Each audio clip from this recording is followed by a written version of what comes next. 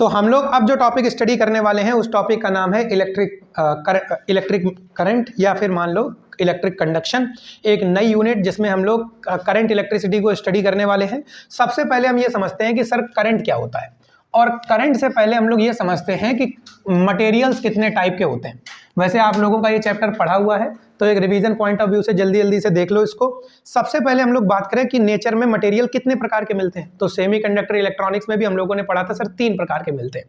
One is conductor, second one is insulator and third one is semiconductor. अगर हम लोग बात करें कंडक्टर्स की तो आप लोग बोलोगे सर ऐसे मटेरियल जिनमें फ्री इलेक्ट्रॉन पाए जाते हैं। हम लोगों ने ये भी सेमीकंडक्टर इलेक्ट्रॉनिक्स में देखा था कि फ्री इलेक्ट्रॉन कैसे आ जाते हैं। 2 एटम की ऑर्बिट्स एक दूसरे से इंटरेक्ट करती हैं जिससे कुछ इलेक्ट्रॉन की एनर्जी कम होती है और कुछ की एनर्जी बढ़ जाती है।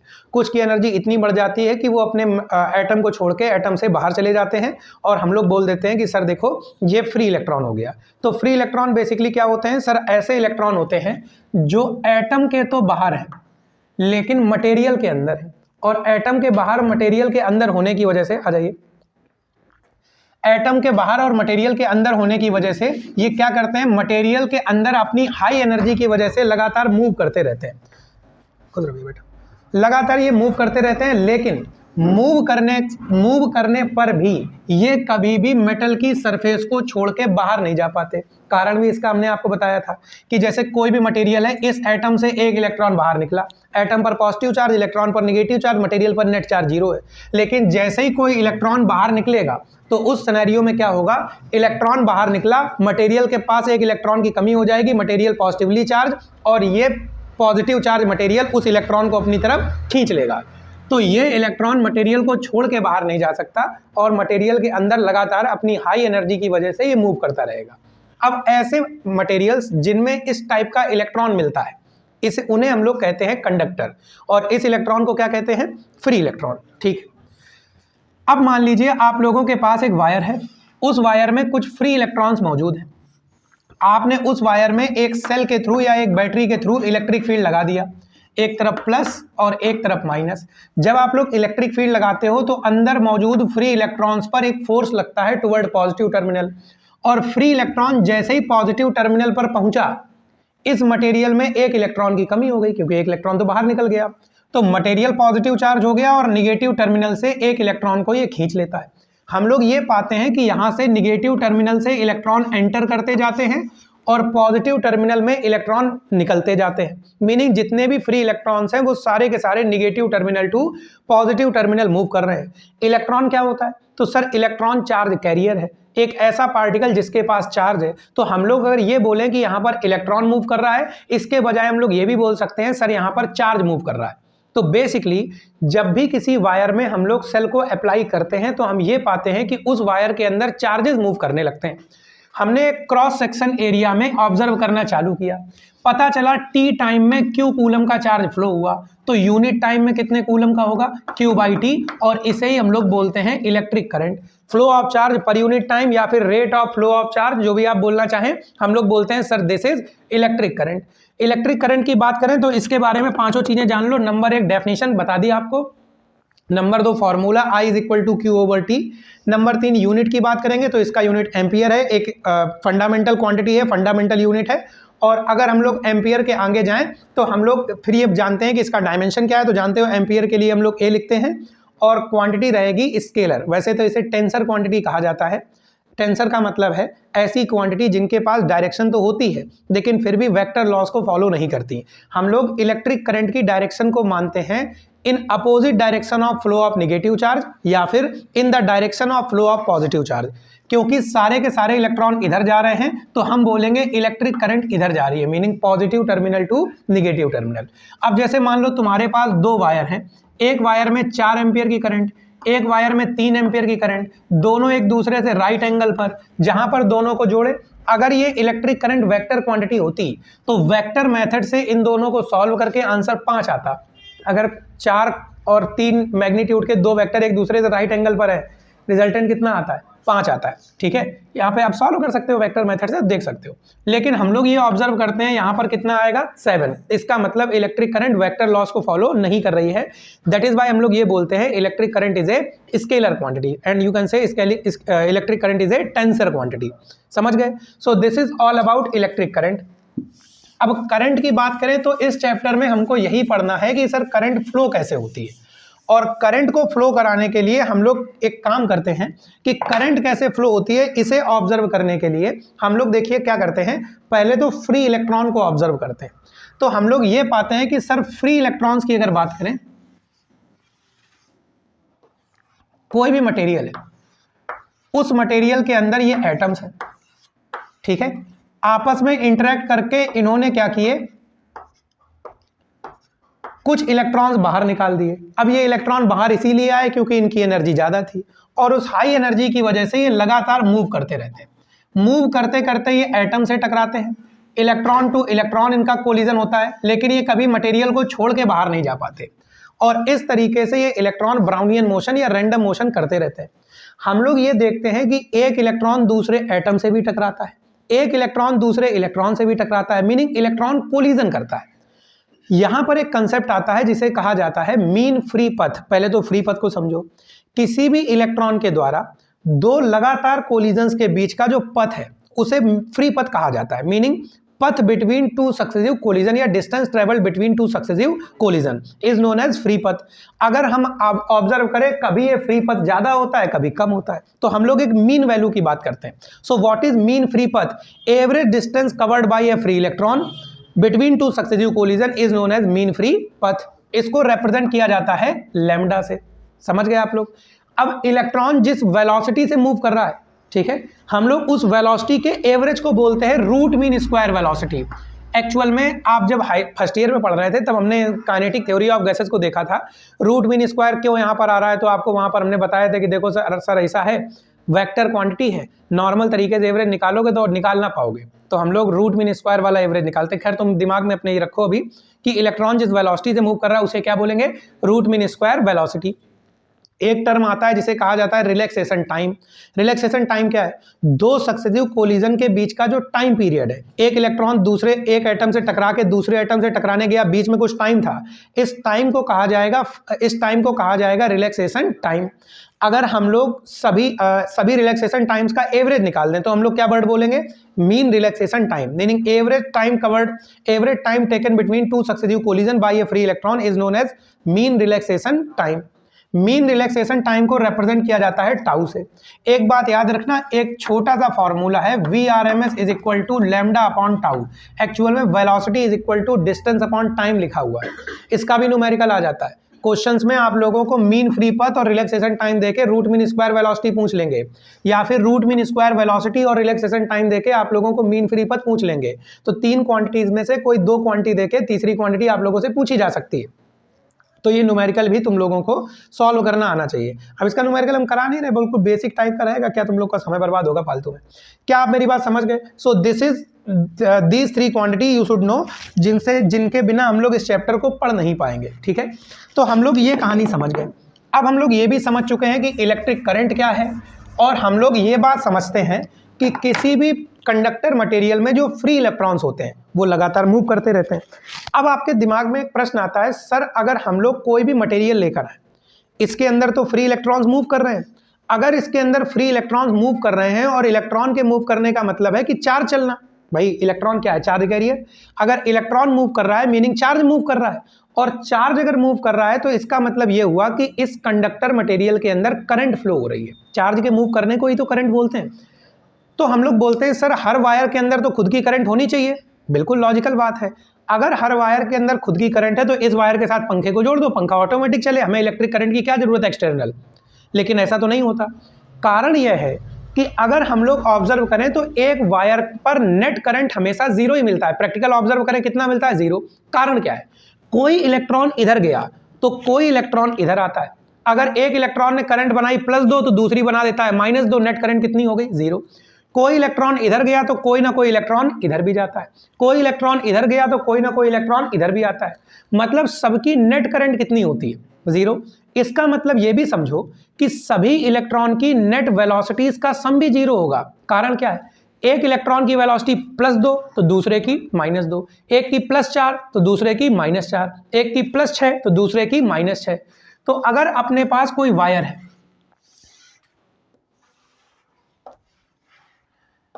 इस वायर में एक इलेक्ट्रॉन इधर गया, दूसरा इधर, अभी हम 4 ही बनाएंगे, तीसरा इधर और चौथा इधर, ठीक है।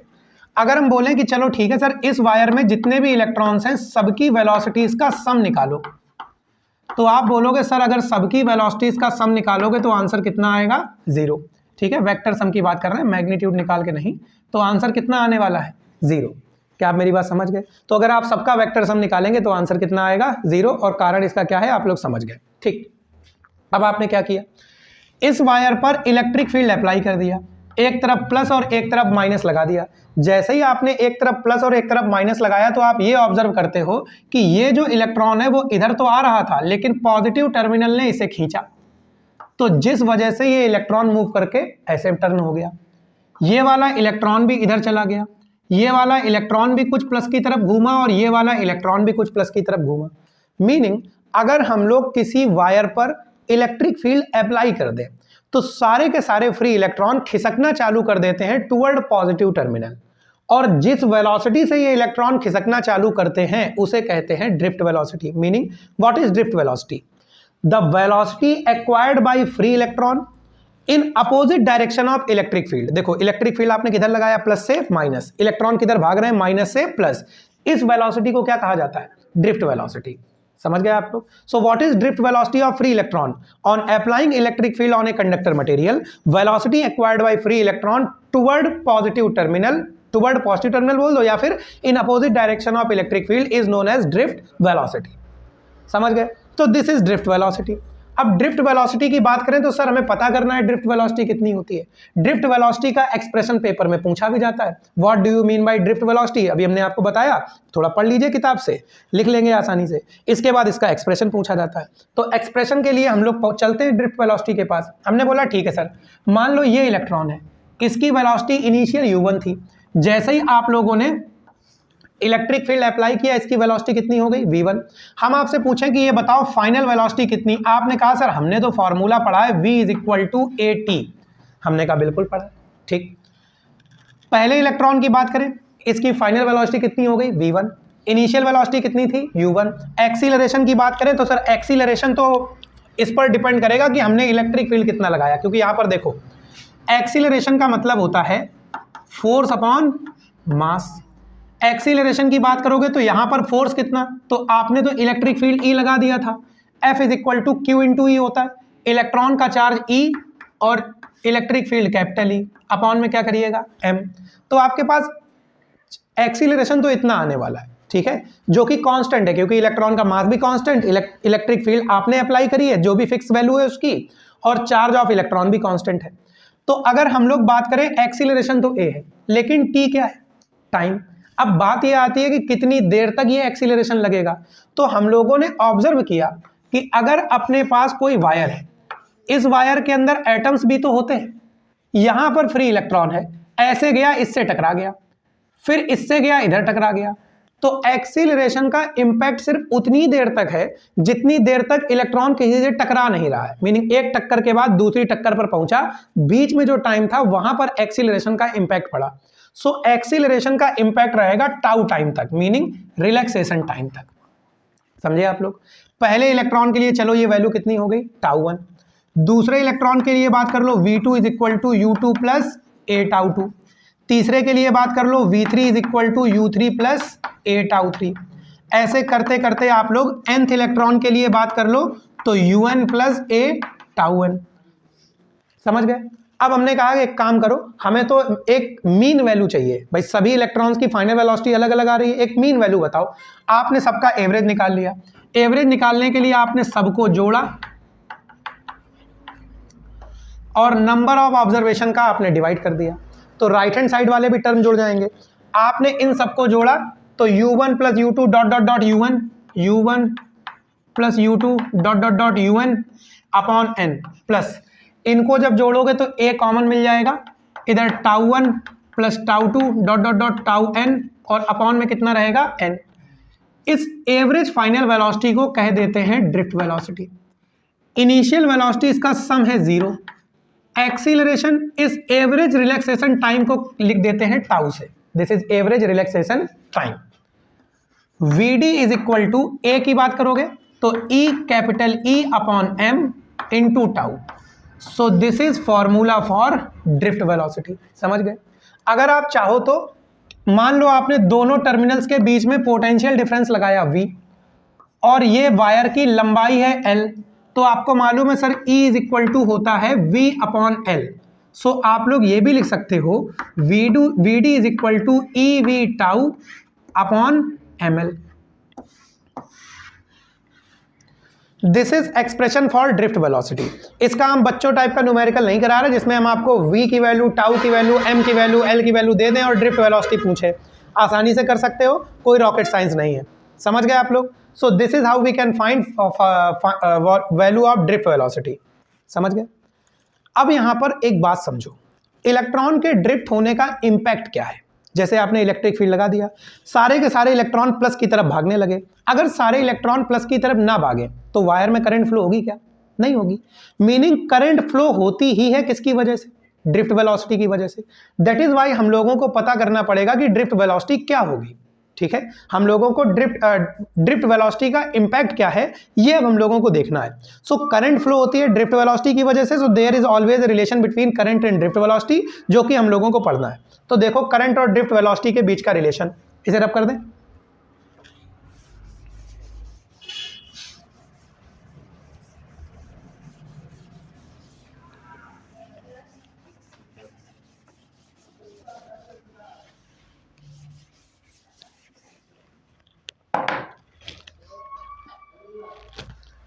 तो करंट और ड्रिफ्ट वेलोसिटी के बीच के रिलेशंस को हम लोग जरा ऑब्जर्व करते हैं, देखते हैं what is relation between current and drift velocity.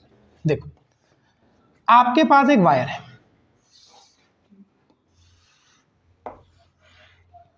इधर आपने कुछ इलेक्ट्रिक फील्ड लगाया, ठीक है। आपके पास एक वायर है, आपने कुछ इलेक्ट्रिक फील्ड लगाया और इस इलेक्ट्रिक फील्ड में देखिए लगाने पर इंपैक्ट क्या हुआ। आप लोग ने ये देखा कि इलेक्ट्रिक फील्ड लगाते ही आई एम्पियर की करंट फ्लो होने लगी। इस वायर का area of cross section let say A है। अब ये पेपर में सही से लिख के आना, ठीक है। हमें कम टाइम में ज़्यादा पढ़ाना, तो हम बिल्कुल रफली लिख के जा रहे हैं कि डेरिवेशन नज़र के सामने से एक बार गुजर जाए।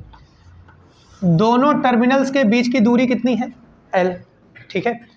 तो इसका वॉल्यूम कितना होगा बेटा? Area of base into height या लेंथ की बात कर लो। समझ गए?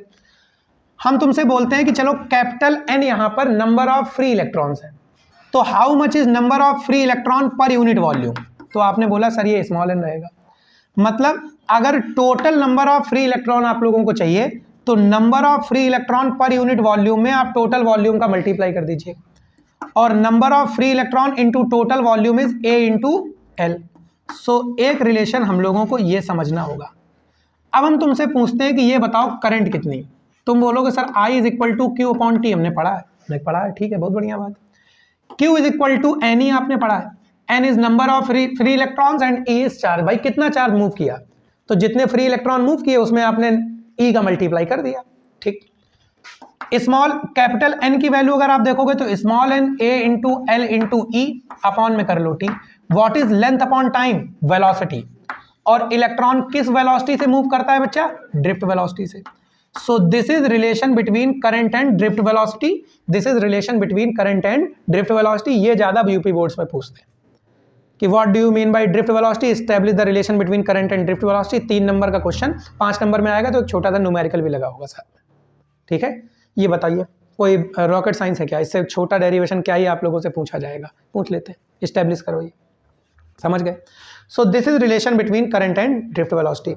इससे भी न्यूमेरिकल हम आपको इसलिए नहीं करा रहे, हम ज़्यादा से ज़्यादा क्या कर देंगे, वीडी निकालने के लिए अलग E V tau upon M L लगा के बोलेंगे वीडी निकालो, और करंट निकालने का लिए पूछेंगे। वैसे न्यूमेरिकल किरचॉफ लॉ जो अगला चैप्टर आने वाला है ना, उससे ज़्यादा आएगा।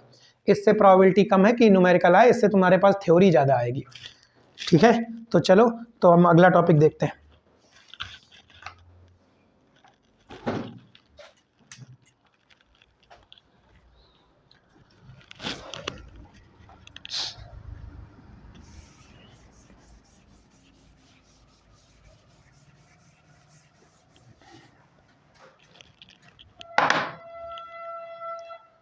देखिए, तो हम लोग समझ गए what is relation between current and drift velocity. ठीक, अब जरा हम लोग एक टॉपिक स्टडी करते हैं जिसे कहते हैं ओम्स लॉ। ये भी देख लो ओम्स लॉ क्या है। एक वैज्ञानिक थे जॉर्ज साइमन ओम। इन्होंने करंट और ड्रिफ्ट वेलोसिटी के रिलेशन को ऑब्जर्व किया और इस ऑब्जर्वेशन पर इन्होंने बोला sir I is equal to NEA VD formula है। हमने कहा ठीक है, I is equal to NEA VD, बहुत बढ़िया। अगर हम यहां पर पूछे सर VD क्या है, तो आप बोलोगे सर ड्रिफ्ट वेलोसिटी, और इस ड्रिफ्ट वेलोसिटी का फॉर्मूला होता है EV टाउ अपॉन ML। पढ़ा हम लोगों ने अभी। इन्होंने V और I को एक तरफ कर लिया और बाकी सबको इधर कर दिया, तो ML upon NE square A tau इधर आ गया। अब इन्होंने सोचा कि इस जगह पर M कांस्टेंट है। M क्या है? इलेक्ट्रॉन का मास, जो कि एक फिक्स वैल्यू है। यहां पर N क्या है? Number of free electron per unit volume. ये हर मेटल के लिए, हर मटेरियल के लिए फिक्स है। E charge of electron, that is also a constant value. तीन चीजें बदल सकती हैं, L A टाउ। अब देखो L क्या है? वायर की लंबाई। लंबा वायर लाओगे L बदल जाएगा। A क्या है? वायर का क्रॉस सेक्शन एरिया। मोटा वायर लाओगे A बदल जाएगा। टाउ क्या है? Relaxation time. अब तुम इलेक्ट्रॉन की एनर्जी बढ़ा दो, तो वायर मतलब आज टेम्परेचर ज़्यादा है तो हीट एनर्जी ज़्यादा है, इलेक्ट्रॉन को हीट एनर्जी मिली, इलेक्ट्रॉन तेजी से मूव करने लगा। अब इलेक्ट्रॉन तेज मूव करेगा, जल्दी जल्दी टकराएगा, टाउ कम हो गया। इलेक्ट्रॉन की एनर्जी कम है, धीमे मूव करेगा, देर से टकराएगा, टाउ की वैल्यू बढ़ गई। तो टेम्परेचर बदलने पर बदल जाता है टाउ, लेंथ बढ़ाने पर L बदल जाएगा, एरिया बदलने पर A बदल जाएगा। क्या मेरी बात समझे? तो जॉर्ज साइमन ओम ने बोला कि देखो, अगर तुम्हारे पास कोई भी वायर है, उसमें तीन चीजों को कांस्टेंट कर दो। कौन कौन सी तीन चीजें? Length, area, temperature. Length, area और टेम्परेचर। तो हम ये ऑब्जर्व करेंगे कि अगर लेंथ, एरिया, टेम्परेचर को कांस्टेंट कर दिया जाए तो ये पूरा टर्म कांस्टेंट हो जाएगा।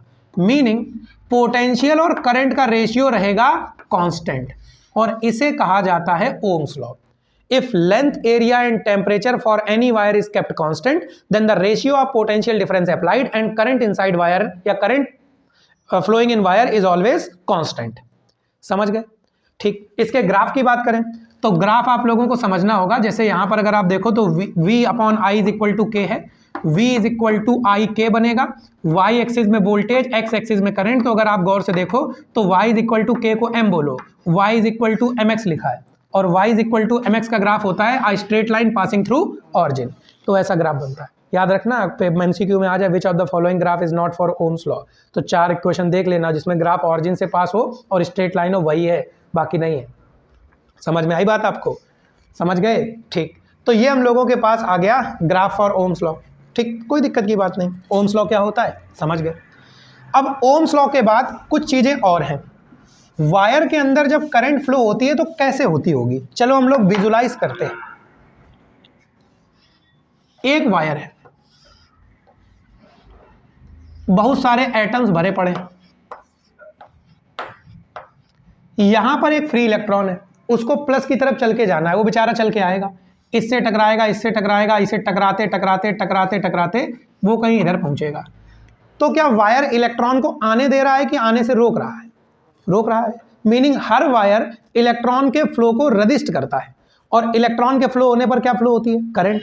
तो हम बोलेंगे हर वायर फ्लो ऑफ करंट को ब्लॉक करने की कोशिश करता है। हर वायर चाहता है कि करंट फ्लो ना हो, और इस टेंडेंसी या इस नेचर को हम लोग बोलते हैं सर ये वायर का रेजिस्टिव नेचर है। और कितना रेजिस्टेंस ये अप्लाई करता है, मीनिंग कितना करंट को ये ब्लॉक करता है, इसे कहते हैं रेजिस्टेंस। तो what is resistance? Obstruction in path of current. Current के रास्ते में आने वाली रुकावट को कहा जाता है रेजिस्टेंस। समझ गए आप लोग? Obstruction in path of current is known as resistance. अब तुमसे कहा गया कि ये बताओ सर रेजिस्टेंस, तो हम लोग समझ गए, अब इसे मीजर करो। तो मीजर करने के लिए यही बोला गया sir potential difference applied upon current, इसी को कहा जाएगा रेजिस्टेंस। मीनिंग यहां पर ये जो कांस्टेंट है वही रेजिस्टेंस है। ठीक है, और रेजिस्टेंस की वैल्यू यहां से आ गई ML upon NE square A tau. समझ गए? ML upon NE square A tau. पक्की बात? अच्छा एक बात बताओ, कोई भी मेटल है, कंडक्टर मटेरियल, टेम्परेचर बढ़ाने पर रेजिस्टेंस बढ़ेगा कि घटेगा? अच्छा सोचो, तुमने टेम्परेचर बढ़ा दिया, टेम्परेचर बढ़ाने पर उसके इलेक्ट्रॉन्स की स्पीड बढ़ जाएगी, और इलेक्ट्रॉन्स की स्पीड बढ़ी तो टाउ कम हो जाएगा, और छोटे नंबर का डिवाइड तो आंसर बढ़ जाएगा। तो कंडक्टर मटेरियल में टेम्परेचर बढ़ाने पर रेजिस्टेंस बढ़ता है, समझ गए। दूसरे नंबर पे एक इंसुलेटर मटेरियल है, उसमें तो याद रखो इंसुलेटर मटेरियल में फ्री इलेक्ट्रॉन्स होते ही नहीं है। इंसुलेटर मटेरियल में फ्री इलेक्ट्रॉन्स होते नहीं हैं। आप जब उस इंसुलेटर मटेरियल को गर्म करोगे तो गर्म करने पर इलेक्ट्रॉन्स के पास एनर्जी आती है, वो उस एनर्जी को लेके एटम के बाहर निकलते हैं और वो फ्री हो जाते हैं। तो इंसुलेटर मटेरियल में उल्टा चलेगा, गर्म करने पर रेजिस्टेंस कम होगा, मीनिंग रुकावट कम होगी, करंट फ्लो होने लगेगी। और सेमीकंडक्टर में भी सेम है, गर्म करने पर टेम्परेचर बढ़ाने पर रेजिस्टेंस कम होता है और टेम्परेचर कम करने पर रेजिस्टेंस बढ़ जाता है। ठीक है, ये तीन बातें अपने दिमाग में रखना। सिर्फ कंडक्टर में टेम्परेचर बढ़ाने पर रेजिस्टेंस बढ़ता है, बाकी सब में कम होता है। समझ गए आप लोग। So this is about resistance. अब रेजिस्टेंस के बाद एक क्वांटिटी आती है जिसे कहा जाता है रेजिस्टिविटी। क्या कहा जाता है? अगर हम लोग यहाँ पर लेंथ और एरिया को छोड़ दें तो अपने पास बचेगा m/ne² टाउ और इधर हो जाएगा L/A। इस m/ne² टाउ को, इस m/ne² टाउ को कहा जाता है रेजिस्टिविटी। रेजिस्टिविटी का मतलब है, अगर आप नोटिस करो L और A को अगर आप 1 कर दोगे तो R की वैल्यू रो आएगी। ठीक है, लगता है आज थोड़ा भक्ति वाला वीडियो अपलोड होएगा चलो अच्छी बात है, एक दिन भजन भी सुनो साथ में, है ना। भगवान चाहेंगे तो अच्छा अच्छा पेपर होगा तुम लोग का। देखिए यहाँ पर क्या करें बच्चा, अगर हम लोग नोटिस करें इस जगह पर, अगर आपसे पूछे कि व्हाट इज रेजिस्टिविटी, तो रेजिस्टिविटी का मतलब है m/ne² टाउ के प्लेस पे रो रख लीजिए, लेंथ और एरिया को 1 करो, तो resistance of wire of unit length and unit cross section area. एक ऐसा वायर जिसका लेंथ 1 हो, एरिया 1 हो, ऐसे वायर के रेजिस्टेंस को क्या कहेंगे? रेजिस्टिविटी। ठीक है, किसी भी क्वांटिटी के बारे में पढ़ो, कितनी चीजें पता होनी चाहिए? 5। Number 1 definition, number 2 formula, number 3 unit. इसका यूनिट यहाँ लिख देते हैं, ओम मीटर होता है। क्या होता है बच्चा? ओम मीटर। ठीक है, डायमेंशन निकाल लेना। और इसके बाद बात करें तो ये भी क्वांटिटी स्केलर है। रेजिस्टिविटी समझ गए। रेजिस्टिविटी और रेजिस्टेंस के बाद 2 क्वांटिटीज और हैं, एक को कहते हैं कंडक्टिविटी और एक को कहते हैं कंडक्टेंस। देखो इनको,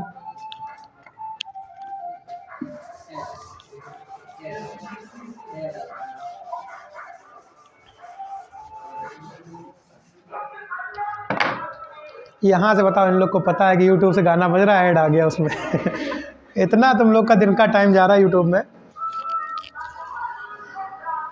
देखो, तो अब बात करें हम लोग और 2 क्वांटिटीज की, तो एक क्वांटिटी का नाम है कंडक्टेंस। देखो कंडक्टेंस का मतलब होता है इनवर्स ऑफ रेजिस्टेंस। ठीक है, इसके यूनिट की बात करें तो यूनिट या तो साइमन या फिर ओम इनवर्स, या फिर ओम इनवर्स को कुछ पढ़े लिखे लोग क्या बोल देते हैं? महो। मतलब सोचो OHM ओम है, इनवर्स निकालने को बोला गया, उल्टा ही लिख दिए, क्या बोलने लगे? महो। तुम भी बोल दो, क्या दिक्कत की बात है। एक होता है कंडक्टिविटी सिग्मा, इसका मतलब है इनवर्स ऑफ रेजिस्टिविटी। इसका यूनिट होता है ohm inverse, metre inverse, siemens metre inverse या फिर महो मीटर इनवर्स। ठीक है, so this is about conductivity.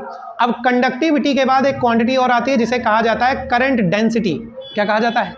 Current density. तो करंट डेंसिटी की बात करें, जैसे अपने पास कोई वायर है, इस वायर का क्रॉस सेक्शन एरिया A और इस वायर में करंट फ्लो हो रही है I एम्पियर की, तो करंट डेंसिटी का मतलब होता है current per unit cross section area. Current per unit cross section area, current density का मतलब ये है। लेकिन एक रिलेशन डिराइव करने को और भी आता है, उसे देखो। आप पहले करंट की वैल्यू यहां पर रखो, दैट इज NEA/VD, और अपॉन में A कर दो, A से A काट दो। अब VD की वैल्यू रखो, NE, VD की वैल्यू देखो ये वाली रखेंगे, E τ/m, ये वाला। So we will get NE² τ/m into E। Rho is equal to होता है m/ne² टाउ, तो सिग्मा इज इक्वल टू हो जाएगा NE² τ/m। अगर आप नोटिस करो ये सिग्मा की वैल्यू है, तो J is equal to sigma into E होता है।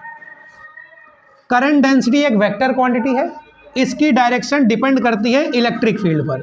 जिधर अप्लाइड इलेक्ट्रिक फील्ड होगा उधर ही करंट डेंसिटी की डायरेक्शन होने वाली है। समझ में आई बात आपको? पक्की बात। सो दिस इज करंट डेंसिटी। तो ये क्वांटिटीज पूछी जा सकती है। एक छोटी सी क्वांटिटी और छूट गई जिसे कहा जाता है mobility. What is mobility of free electron?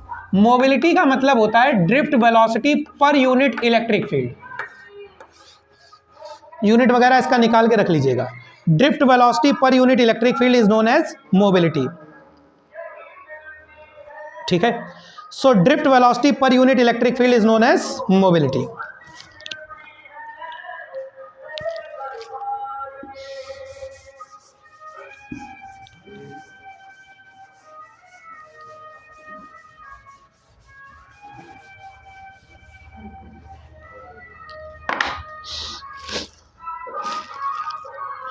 समझ में आई बात आपको? So this is all about mobility.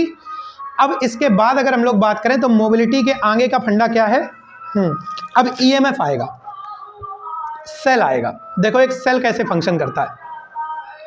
अगर हम लोग बात करें एक सेल की, तो वैसे हम जब पढ़ा रहे थे पहली बार तो हमने आपको डेनियल सेल, लेक्लांसे सेल, कई प्रकार की चीज़ें बताई थी। ठीक है, अब हम मोटी मोटी बात करते हैं, जितना भाई पेपर में सेल नहीं पूछा जाएगा कैसे काम करता है, लेकिन जो इसका आउटकम है वो हम तुम्हें बताना चाहते हैं। एक सेल बनाने के लिए इलेक्ट्रोलाइट लेकर आते हैं। इस इलेक्ट्रोलाइट में 2 इलेक्ट्रोड्स डाले जाते हैं और इन इलेक्ट्रोड्स की बात करें तो ऊपर चलो हम लोग यहाँ पर एक रेजिस्टेंस वायर लगा देते हैं। अब ये बताना पड़ेगा कि रेजिस्टेंस वायर का सिंबल क्या है। पढ़े लिखे हो इतना तो, है ना, और हाई स्कूल भी पास हो तो फिर ये सब तो मालूम ही होगा। बिल्कुल क्या, बिल्कुल बच्चों के तरीके पढ़ाएं। रिवीजन का मतलब ही क्या रहा, फिर तो पढ़ाना ही हो गया। देखिए, तो हम लोगों के पास 2 इलेक्ट्रोड्स हैं और इन दोनों इलेक्ट्रोड्स को हम लोगों ने एक इलेक्ट्रोलाइट में डाला हुआ है। इन इलेक्ट्रोड्स पे हम लोग ये पाते हैं कि चलो एग्जांपल ले लो, मान लो कि हम लोगों ने एक काम किया, यहाँ पर H2SO4 ले लिया और इधर इसमें एक लेड और जिंक की रॉड डाल दी। तो हम लोग ये देखते हैं कि H2SO4 का अगर एक्वस सॉल्यूशन लिया जाए तो 2H प्लस और SO4 माइनस माइनस बनता है। ये जो जिंक है वो इस SO4 माइनस माइनस के साथ रिएक्ट करके ZnSO4 माइनस माइनस बना लेता है और अपने ऊपर माइनस के चार्ज को स्टोर करने लगता है। ये लेड भाई साहब क्या करते हैं, इस हाइड्रोजन के साथ रिएक्ट करके PbH बनाने लगते हैं और अपने ऊपर प्लस को स्टोर करने लगते हैं। ठीक है, जैसे ही हम लोग ऊपर रेजिस्टेंस वायर लगाते हैं, ये माइनस का चार्ज भाग के प्लस की तरफ आ जाता है और हम देखते हैं कि करंट चली गई इधर, मीनिंग प्लस से माइनस की तरफ। सेल के अंदर देखो तो माइनस का चार्ज किधर भाग रहा था, जिंक की तरफ, मीनिंग करंट किधर जाएगी, जिंक से लेड की तरफ। तो सेल के बाहर आप देखो तो करंट है प्लस से माइनस की तरफ और सेल के अंदर माइनस से प्लस की तरफ। बस इतना ही समझाना था। अगर कोई तुमसे पूछे व्हाट इज सेल, तो सेल का मतलब है source of electrical energy. Source of electric current नहीं, source of electrical energy is known as cell. Source of charge ना बोल के आना, source of electrical energy is known as cell. ठीक है, सेल में करंट कैसे फ्लो होती है? सेल के बाहर from positive terminal to negative terminal, बस inside cell from negative terminal to positive terminal. एक टर्म और आता है जिसे कहा जाता है internal resistance of cell. Internal resistance का मतलब है सेल का इलेक्ट्रोलाइट अगर आप देखो तो इसमें भी चार्जेस फ्लो होते हैं, एटम से टकराते होंगे। तो सेल का इलेक्ट्रोलाइट सेल करंट के रास्ते में जो ऑब्स्ट्रक्शन लगाता है उसे कहा जाता है इंटरनल रेजिस्टेंस ऑफ सेल। समझ में आ गई? तो obstruction applied by electrolyte of cell is known as internal resistance. क्या मेरी बात समझ पा रहे हो? So this is internal resistance of cell. कल से कोशिश करना बिल्कुल सही टाइम पे आओ। ठीक है, हम देखो बिल्कुल सही टाइम पे आ जाते हैं भाई साहब।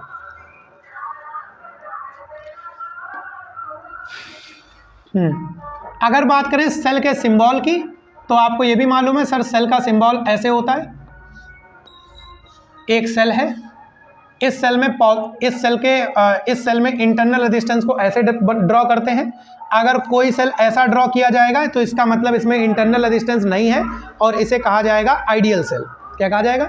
आइडियल सेल नाम की कोई चीज़ होती नहीं, फालतू बकवास बात है ये। लेकिन मान लो कि एक ऐसा सेल जिसका इंटरनल रेजिस्टेंस कितना हो, 0, उसे क्या बोलते हैं? Ideal cell. समझ गए?